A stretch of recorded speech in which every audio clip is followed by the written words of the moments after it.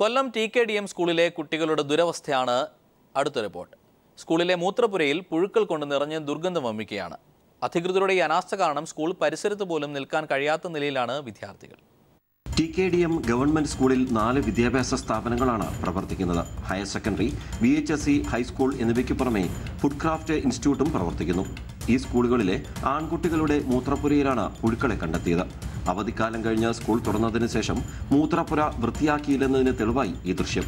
പിന്നെ ശനി ഞായർ കഴിഞ്ഞപ്പോൾ ഞങ്ങൾ ഇന്നാണ് ക്ലാസ്, ഇന്നലെ ഹർത്താലായിരുന്നു. ശേഷം വന്നപ്പോൾ ഇങ്ങനെ നടക്കുന്നു. ഞങ്ങൾ പിന്നെ ഇവിടെ കയറാതെ അപ്പുറത്തെ ബാത്റൂമിലാണ് കയറുന്നത്. ഇവിടെ പുഴുക്കൾ ഉണ്ടാകുക. അന്യസംസ്ഥാന സ്വദേശിയായ യുവാവിനെയാണ് മൂത്രപ്പുര വൃത്തിയാക്കുന്നതിന് നിയോഗിച്ചിരുന്നതെന്നും വെള്ളിയാഴ്ചക്കുള്ളിൽ മൂത്രപ്പുര വൃത്തിയാക്കുമെന്നും സ്കൂൾ അധികൃതർ ഇപ്പം ഞങ്ങൾ 3 സെക്ഷൻകാരാണ് മാറി മാറി എടുക്കുന്നത്. ഇപ്പോൾ സ്കൂൾ തുറന്നേ ഉള്ളൂ. ഞങ്ങളെ സംബന്ധിച്ച് ഇതുവരെയും ക്ലാസ് ഇല്ലായിരുന്നു. അപ്പം ഒരാഴ്ച ആയതേ ഉള്ളൂ. ക്ലീൻ ചെയ്തിരിക്കും. പക്ഷെ ഞാൻ ആ കുട്ടികളുടെ അടുത്ത് പറഞ്ഞിരുന്നു ഉണ്ട്. ഒരു സെക്കൻഡ് പോലും ഈ മൂത്രപ്പുരയിൽ നിൽക്കാനാവില്ല. അത്രമാത്രം ദുർഗന്ധവും അതുപോലെ തന്നെ പുഴുക്കളരിച്ച നിലയിലുമാണ്. TKDM സ്കൂളിൽ നിന്ന് ക്യാമറമാൻ പ്രമോദ് പന്നിയോടിനൊപ്പം രാജ്കുമാർ. ട്രെയിനുകളിൽ അപായ ചങ്ങലകൾ നിർത്തലാക്കുന്നു. അപായ ചങ്ങല വലിക്കുന്നതിലൂടെ റെയിൽവേക്ക് 3000 കോടിയുടെ നഷ്ടമെന്ന് റെയിൽവേ വ്യക്തമാക്കി. ഘട്ടം ഘട്ടമായി അപായച്ചങ്ങലകൾ ഒഴിവാക്കാനാണ് റെയിൽവേയുടെ തീരുമാനം. പകരം ലോക്കോ പൈലറ്റിൻ്റെയും അസിസ്റ്റന്റ് ഡ്രൈവറുടെയും നമ്പറുകൾ കോച്ചുകളിൽ പ്രദർശിപ്പിക്കും. ഇതിനു പുറമെ വോക്കി ടോക്കിയുമായി ജീവനക്കാരെ നിയമിക്കാനും ധാരണയായിട്ടുണ്ട്. 3 കോച്ചുകളിൽ 1 ജീവനക്കാരൻ എന്ന അടിസ്ഥാനത്തിലാണ് ഇവരെ നിയമിക്കുക. പുതുതായുള്ള ട്രെയിനുകളിൽ ഇനി മുതൽ അപായച്ചങ്ങലകൾ ഉണ്ടാവില്ല. നിലവിലെ ട്രെയിനുകളിൽ അപായച്ചങ്ങലകൾ ഒഴിവാക്കുന്നതിനുള്ള നടപടികളും ആരംഭിച്ചു കഴിഞ്ഞു. നിലവിലുള്ള സുരക്ഷാ സംവിധാനങ്ങൾ അപര്യാപ്തമാണെന്ന പരാതികൾ നിലനിൽക്കുമ്പോഴാണ് റെയിൽവേയുടെ പുതിയ നീക്കം. News desk. വ്യാജ നിയമവിരുദ്ധം സമ്പാദിച്ച കേസിൽ ദില്ലി നിയമമന്ത്രി അറസ്റ്റിലായി. ജിതേന്ദ്ര തോമറിനെയാണ് അറസ്റ്റ് ചെയ്തത്. സകേത് കോടതി മന്ത്രിയെ 4 ദിവസത്തെ പോലീസ് കസ്റ്റഡിയിൽ വിട്ടു. റിപ്പോർട്ടിലേക്ക്.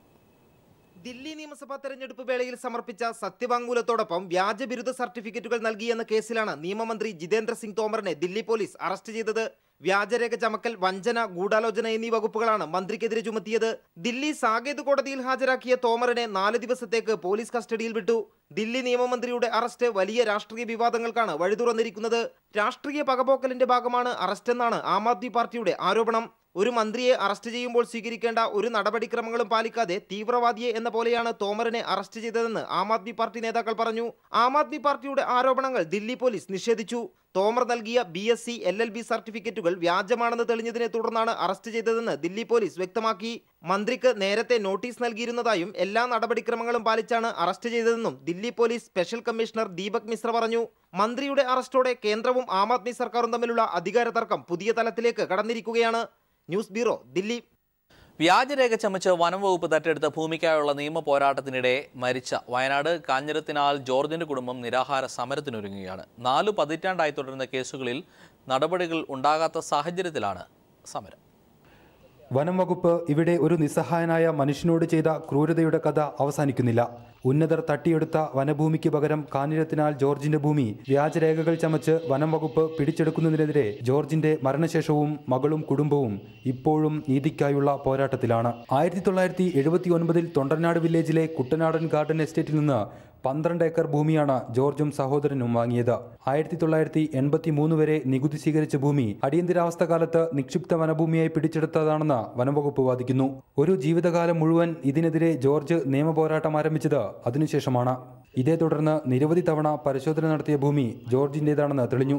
എന്നാൽ വനംവകുപ്പ് തടസ്സവാദങ്ങൾ തുടരുന്നു. 2007 കൈവശരേഖ കിട്ടി, ഭൂനികുതി സ്വീകരിച്ചു. എന്നാൽ പാലക്കാട്ടുള്ള ഒരു പരിസ്ഥിതി സംഘടന ഹൈക്കോടതിയെ സമീപിച്ചു. ഇതേ തുടർന്ന് നികുതി എടുക്കുന്നത് നിർത്തി. കഴിഞ്ഞ ജനുവരിയിൽ വനംവകുപ്പ് ഭൂമി പിടിച്ചെടുത്തു. ഭൂമി സംബന്ധിച്ച രേഖകളെല്ലാമായി ജോർജിന്റെ മകളും മരുമകൻ ജെയിംസും നീതിക്കായി കാത്തിരിക്കുകയാണ്, സ്വന്തം ഭൂമിയിൽ പ്രവേശിക്കാൻ പോലുമാകാതെ. ഇതിനൊരു പരിഹാരമാകുന്നില്ല. ഈ ഓഗസ്റ്റ് 10 ഇന്ത്യക്ക് സ്വാതന്ത്ര്യദിനം ആഘോഷിക്കുന്ന അന്ന് ഞാനും ഈ മക്കളും എൻ്റെ ഭാര്യയും ഞങ്ങൾ എല്ലാവരും അന്ന് കളക്ടറേറ്റിൻ്റെ മുന്നിൽ ഈ പ്രശ്നം പരിഹരിക്കുന്നിടം വരെ കളക്ടറേറ്റിൻ്റെ മുന്നിൽ ന്യൂസ് ബ്യൂറോ വയനാട് നിരാകാരം അല്ലെങ്കിൽ സത്യാഗ്രഹം അനുഷ്ഠിക്കും, മരണം വരെ, മരിക്കുന്നിടം വരെ.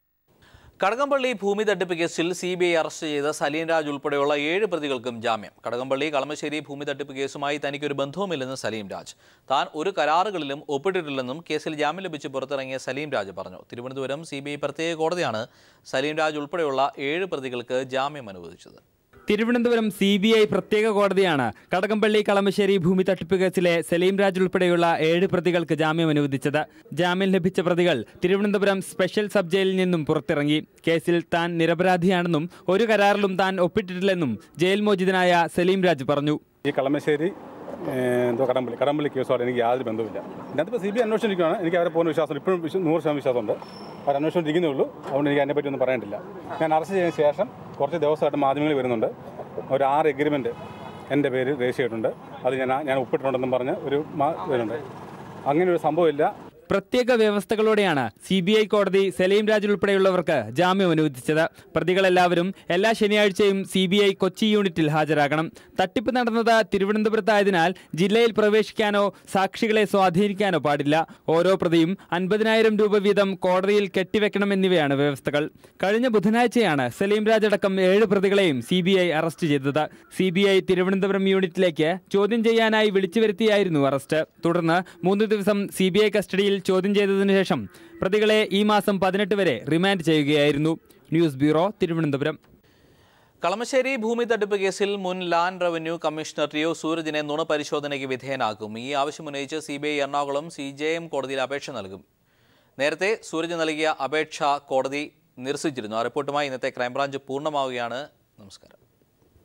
കളമശ്ശേരി ഭൂമി ഇടപാടിൽ തന്റെ നിരപരാധിത്വം തെളിയിക്കാൻ നുണപരിശോധനയ്ക്ക് തയ്യാറാണെന്ന് വ്യക്തമാക്കി ടിഒ സൂരജ് കഴിഞ്ഞ ദിവസം എറണാകുളം CJM കോടതിയെ സമീപിച്ചിരുന്നു. എന്നാൽ അന്വേഷണ ഏജൻസി വഴി അപേക്ഷ നൽകാൻ ആവശ്യപ്പെട്ട് CJM ഇത് തള്ളി. ഇതേ തുടർന്നാണ് CBIക്ക് മുമ്പാകെ നേരിട്ടെത്തി സൂരജ് അപേക്ഷ നൽകിയിരിക്കുന്നത്. ആരോഗ്യപരമായ കാരണങ്ങളാൽ നാർക്കോ അനാലിസിസ് ഒഴിവാക്കി ബ്രെയിൻ മാപ്പിംഗോ പോളിഗ്രാഫ് ടെസ്റ്റോ നടത്താൻ സന്നദ്ധനാണെന്നാണ് അപേക്ഷയിൽ പറയുന്നത്. ഈ അപേക്ഷ അടക്കമാണ് CBI CJM കോടതിയിൽ സമർപ്പിക്കുക. വരുന്ന ദിവസങ്ങളിൽ തന്നെ സൂരജിനെ നുണപരിശോധനയ്ക്ക് വിധേയനാക്കാൻ അനുമതി വേണമെന്നാവശ്യപ്പെട്ടാണ് CBIയുടെ അപേക്ഷ. കളമശ്ശേരി ഭൂമി തട്ടിപ്പ് കേസിൽ സൂരജിനെ നുണപരിശോധനയ്ക്ക് വിധേയമാക്കാൻ CBI നേരത്തെ തയ്യാറെടുത്തിരുന്നുവെങ്കിലും സൂരജ് പിന്മാറുകയായിരുന്നു.